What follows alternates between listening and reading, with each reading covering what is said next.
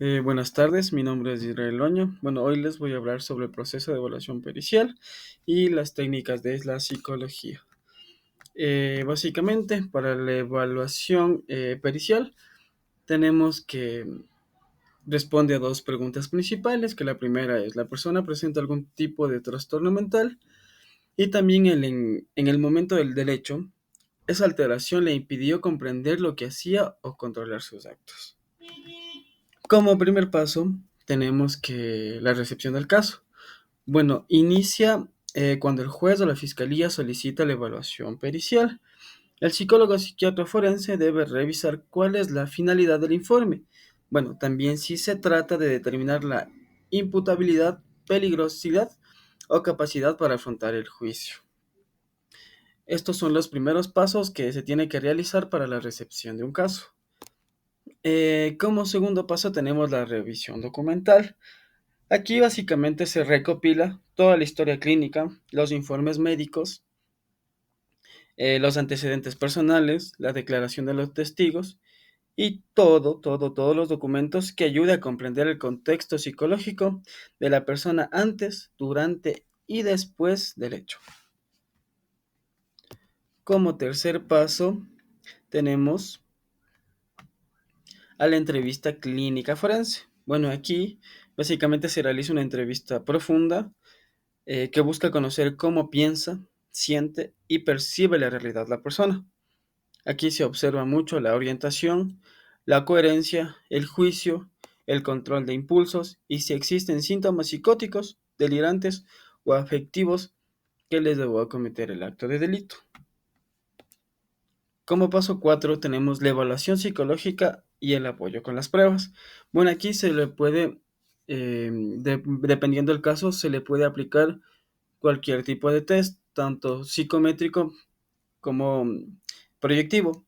Como psicométrico podría ser uno de personalidad, como el MMPI-2, el de Rorschach, que es proyectivo. Bueno, como se le dice aquí, como se le menciona, es ya depende del caso. También aquí se trata la entrevista a familiares o personas cercanas para constatar la información, para corroborar si la información es verídica o no. Como paso 5 tenemos la integración diagnóstica. Con toda la información, aquí se puede ya establecer un diagnóstico según el DSM-5 o según el CIE-10. Aquí es donde se determina la imputabilidad o inimputabilidad, según el caso. Luego se analiza el trastorno que afectaba la capacidad de comprender la ilicitud del acto o actuar conforme a la ley. Aquí es donde se determina la imputabilidad o inimputabilidad. Un ejemplo básicamente sería una persona de inimputabilidad, sería una persona con esquizofrenia que durante un brote psicótico cree que su vecino es un demonio y que lo va a atacar. En ese momento él puede tener alucinaciones tipo auditivas, también puede tener delirios que les deben acometer un acto ilícito. Como imputable tenemos a una persona que, bueno, tiene un trastorno de personalidad antisocial, que esta persona puede tener rasgos de impulsabilidad o falta de empatía, pero comprende perfectamente lo que hace y las consecuencias de sus actos. Si comete un delito, lo hace de manera consciente y también voluntario. Aquí se habla de una persona imputable porque, aunque tiene un trastorno, conserva la capacidad de entender o la ilicitud de decidir y actuar.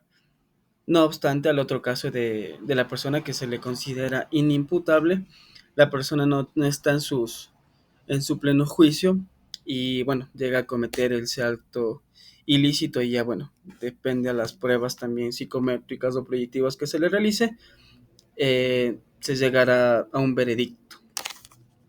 Bueno, finalmente tenemos el informe. El perito elabora el informe donde debe incluir los datos del caso, las observaciones clínicas, los resultados de las pruebas, el diagnóstico y una conclusión clara sobre la capacidad de comprensión y control del individuo.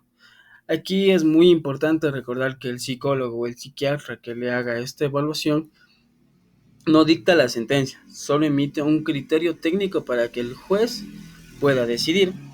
También la evaluación del forense debe hacerse siempre con ética. Se debe hacer con objetividad y el respeto por la persona evaluada, recordando que cada caso requiere un análisis muy profundo y contextualizado. Y muchas gracias.